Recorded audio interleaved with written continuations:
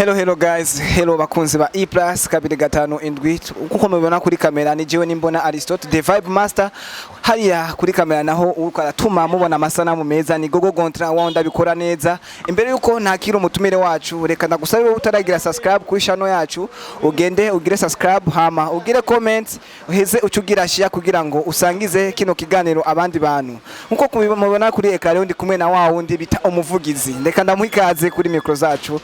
Tagize mwiriwe. Murakoze cyane ni sawa. Twe turashima. Cappuccino. Nkuko mubibona rero Umuvugizi ndagusanze wicaye ahantu muga uratutumya akantu utabona ko kumeza huzuye ibintu byinshi kubera kuri ngaha. Hano naho nteramiye ndi ku kazi mva jewe nkorera aho ngeze hose ariko ngaha ni no muhira kubera nsanzwe kubatabizi bambe ku beshi ndatsko babizi bakunda kubona posta Coffee Planet ndumuaja marketing wa Coffee Planet hano ni kuri Coffee Planet ni kuri Boulevard rero dufite ibintu byinshi musanze ndiko ndanywa dawati kubera akagripe hama nibaza ko twari tubatumiye ko cappuccino kugira yaba wewe canke yaba cameraman akore ameze neza. Cameraman akore ameze neza. Uno munsi ni SPOK rero benshi bamuzi ku mazina menshi atandukanye haraba kwita Dushi Entertainment haraba kwita SPOK haraba kwita Umuvugizi ofisa amazina menshi waciye muri vyinshi. Uno munsi SPOK kweke akaraboneka cyane nko menshi amakuru atako yaboneka cyane nko muri rimze nka kera. Imana yatuhezagije ingabirano nyinshi harabaye umwanya wo kwerekana impano y'umuziki hamubundi ko nerekana y'ubu journalist peut-être no mu misi zarigenzo kwerekana nibindi ego uno munsi SPOK yaramaze igihe kirekire ataboneka mu muziki ndundi yaje kuboneka mu miziki ibiri yaje gukora mu giyo miziki kugeza no mwanya hariyo collabo yakoranye na Defend Dakar ndetse n'abandi baririmbyi batandukanye arabonetse kundi muziki wiwe aje kuvanga imiziki yiwe yose mu giyo miziki yose niraboneka kuri account ya YouTube yiwe ni kubera iki mashup iriko kuri YouTube itaraja ko ntibishoboka ntibishoboka rero turindire kuzoyishira ko ari video ubu twayishize ku ma platform yose y'umuziki uhereye kuri za Shazam za Spotify n'izindi yego byavuye kuki kubera umare kijya gihe cyose utakuraboneka mu muziki haba yicaye kibazo ubwa mbere murazi ko 2014 natanguye neza na neza 2015 ngira muribuka ndatemutse siko nabisanzaga kuku zanzobiki muri kazoza hama 2014 wari umwaka wa concert hama 2015 ndasohoka igihugu 2016 ndatsindira isanganiro award ariko aho sinari mu gacerere kuko nari nagiye kurahura ubwenge hama 2018 ngarutse mu Burundi 2017 plutôt narashoboye gukora comeback ndakora album yitwa ndakumbuye iwacu hari kuri Star Hotel le 12 novembre 2017 hama 2018 canja mu mwuga canangura umwuga mushasha wo kumenyesha amakuru murabizi ko nahora nkora kuri BTV mu kiringo c'imyaka 3 n'amezi 4 ndi chef de programme hama mu nyuma ndasaba gukora nigenga ubundi umu journaliste independant icatumye nja muri ako gacerere nabonye amabanga abiri nto yabangikanye na cyane ko nariko nkora igikorwa cyo gufasha abagenzanje abaririmbyi kuba promotinga n'ibindi rero sinari kuba promotinga nongera ni promoting nabanje kwiheba kugira mfasha abandi hama naracishijemwo mwarihe ndakora video ari muri 2019 nyamba atari 2020 ego hama rero ubu mbona ko nigenga ndumu independent ndashobora gupanga gahunda nico gituma mubona nashatse kugira comeback buhoro naho nyene ariko atari mwihiganwa ndakira mashup nafashe indirimbo zanje ndazifatanya kwari kugira nibutse rero nshatse kwibutsa indirimbo zanje naziteranije mais après ngaho après iyo mashup ndatangura rero indirimbo ya mbere yugure album ariyo yitwa ntibishoboka nakoranye na Dauphin Dankara hamwe na Driver Ovado. Uno munsi kwandika ntibishoboka kuri wewe havyavuye kuko dukunze kubona title zawe ziza ziyisa zifise ikindi kintu zazivuze. Uno munsi ntibishoboka kubera iki kwiyumvira iyo title? En fait najanye n'ibihe bo turi mu bihe bitoroshe muri uno mwanya, aho usanga ubuzima bugoye kandi si ku muntu umwe wese afite ibibazo vyiwe. Je nimba nararirimbye ati nzobiki muri kazoza kwari gufasha abajene biyumvira ico bazoba muri kazoza. Rero nimba ndirimbye ati ntibishoboka, ni ibintu vyinshi twifuza kuri ino sari ko vyose ntibishoboka. Harabifuje kuja muri Serbia bitakunze, harabifuje kuja hanze kubera babona kumenga ubuzima buragoye ntibishoboke, harababa bifuza kuba mu buzima, harabifuza akazi ntigashoboka ubwo mwanya. Misana nacyatse gutanga message yo kuvuga ati si vyose twifuza bishoboka mu buzima, ariko urashaka gupatienta kuko umuntu wese afise igihe ciwe. Naravuzemwe ati gutunga vyoroshe ntibishoboka, kwimbura utarimye ntibishoboka, guhaga utariye ntibishoboka, kugura kudafise amababa ntibishoboka. Donc nivyo uno munsi n'icyahe ikintu SPOK samubaye ko kugeza no mwanya akaca yiyumvira ati ntibishoboka ku bwanje, kuko wavuze kenshi wigana ko wavuze ivyo kurima novuga ngo urahaza kandi utatetse, novuga ngo urimbuye utarimye. Uno munsi kuri wowe n'igiki kitashobotse mu buzima bwawe nimba atari banga? Ntivyashobotse ko mbangikanye umuziki na journalisme ndi muri BTV, ico ni kimwe kitashobotse. Narabishatse casanga ntibishoboka, biragoye ntibikunda. Uno munsi SPOK araje araba mumenyesha makuru, n'icyahe ikintu wabonye ko cyayi kibuze waje kugira ngo uhindure mu muziki ndundi nk'umumenyesha makuru, wabonye ko abandi baririmbyi bataronka mugabo bashaka kubera ngo gikosora? Oya, sikuvuga ko naje gukosora abajournaliste bari bahari canke iki, ni kubera kwanza ari imwe mu mpano zanje, hama ndumuririmbyi nka jewe mbanzi ica abaririmbyi bakeneye, ndaza aho bagwaye. Rero nakoreye mu bintu nifuza, ntaco navuze ngo nje guhindura canke iki, narakoze nkuko abandi bakora. Ego uno munsi rero ico wabarifuje kuba muri kazoza nkuko wabivuze ati nzobiki muri kazoza, wamaze kubwishikako canke? Nta numwe nkibona ashimishwa nukwari, buri wese yiruka no guhindura icari, bigaca bintera kwibaza ico nzokora. Nukuvuga nta numwe, naho kumbure naribaje mbega nzoba umuganga canke umucamanza, umbwire. Umva hamwe navuze nzoba umumesha makuru, naramubaye, ariko nibaza ko nkirondetse. Ubaye mu ministre wifuza kuba ubaye kiretse ngiro ubaye president, sinzi rero ico president aba yifuza kuba. Ego ati no muzi ubaye president wahejeje yo kuri wewe? Sinzi nawe nyene burya arafise umupresident, abaye umupresident hajya nta nubi president w'igihugu runaka, ariko ukaca usanga ubaye president kumbure w'ibihugu vyinshi, kujya hariho abatwara Union Européenne canke abatwara. Ego nuvuga ati nibaza ko kuri no si nta muntu ashika hana avuga ati nahejeje, ahubwo abatunzi canke abantu bakomeye nibo baguma barondera gutera imbere cyane. Hagiye washize ku mbuga za ngurukana bumenyi uvuga yuko umuntu akoresheje izina ryawe ngo aca abo mutunzi vyoroshe, vyavuye kuki? Ni code promo, sinzi ko bitahuye. Hariho ico bita reka tumwakirire, hari ico bita reka twagirire promotion 1xbet.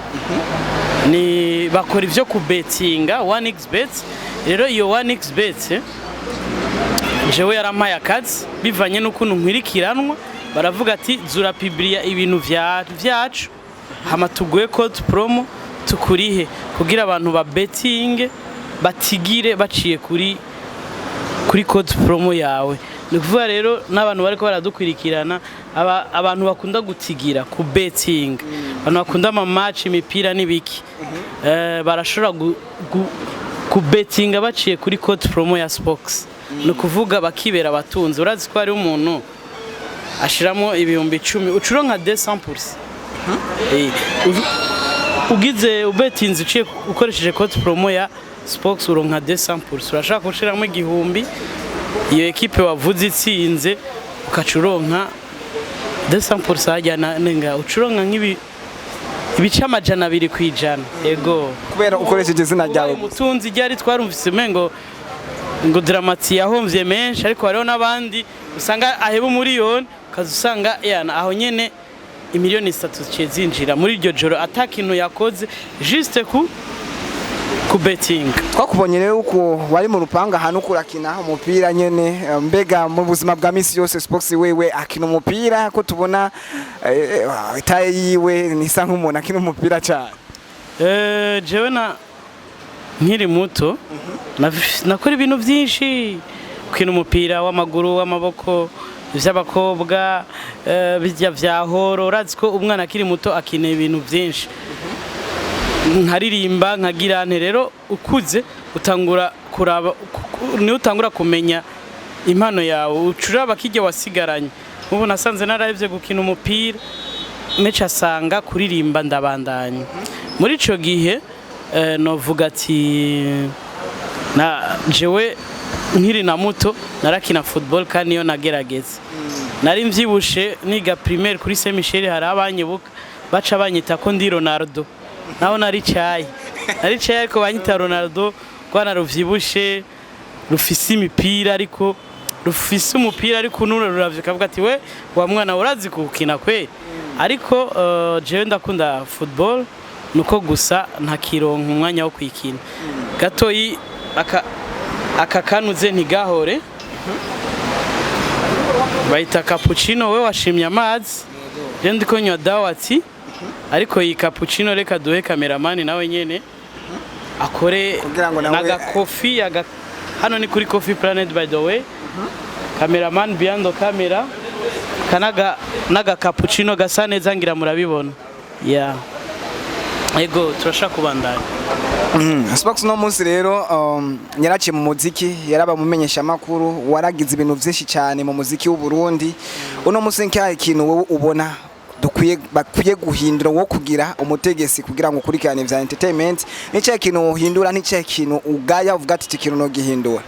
Jewe nokora ibitari bike ariko si nofashanya n'abahari si jeje nyene no bikora je gusa je nokorera mu cancane mu bijanye n'imico kama nakaranga no kuvuga par exemple nko gukora muri ministère ya culture nokora muri OBDA ibijanye na droit d'auteur muri amicale des musiciens nokorera muri ivyo bisata cyane ego muri education ko ndahanura turimbo twanje twandatemutse n'ibindi ya uno munsi rero uyo ndirimbo ndatemutse mbega vyo byaramubaye ko SPOK umwishureho byaye bigenze gutse kuri SPOK ko wamengo yaririmbye ikintu yabaye kuko turakunze kubona benshi baririmba two story akavuga ati je uko naho nahejeje amashure vraiment byaranka SPOK bugira yakunda kuronka nkangaye mu ishure atari banga sinigeze mbu wa mbere ngirane bya bindi byo mu wa mbere primaire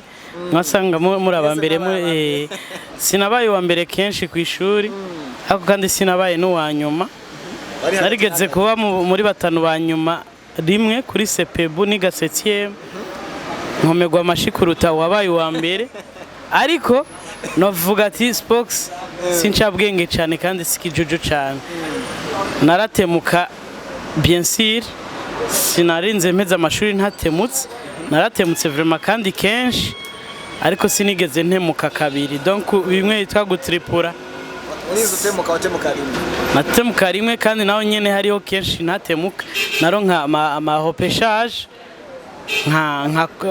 nkakora hopeshage bakandelibera ahandi naho nkamenya samond sans hopeshage byarabaye ngira nka rimwe canke kabiri uno munsi nikiye kintu wowe uvuga ati shaka kuzofa nsigiye igihugu cyacu cy'u Burundi onanje cyo shaka nuko Burundi ngo nyibukira kuvyo nakoze ngasiga umugani je cyo shaka ni gusiga umugani gusa shobora kudasiga amazu nkaya tubona ngo ndamama house abagwiza tunga batandukanye ariko ngasiga par exemple dushi entertainment cyangwa dushi company iyo dushi company ikabikuramwo Aristote n'abandi bakayikuramwo ratio ibiharage n'abandi donc izina ryanje ntirifudi kuko ya nivyo nifuza. Uno muzi SPOK rero ari mu bintu vyinshi, ari mu muziki, murumva ko ari umumenyesha makuru yigenga, ari mu bintu vyinshi cyane. Uno muzi twarana hari n'igihe twakubona uri mu masaha ya gym muri tukikubona urabona ko ari umuntu ari mu mwita amaguru amaboko igihumbi niyo babeshe kuko uri mu bintu vyinshi. Nigiki uno muzi ushaka ko bokumenya ko wewe? Jewe bamenye ko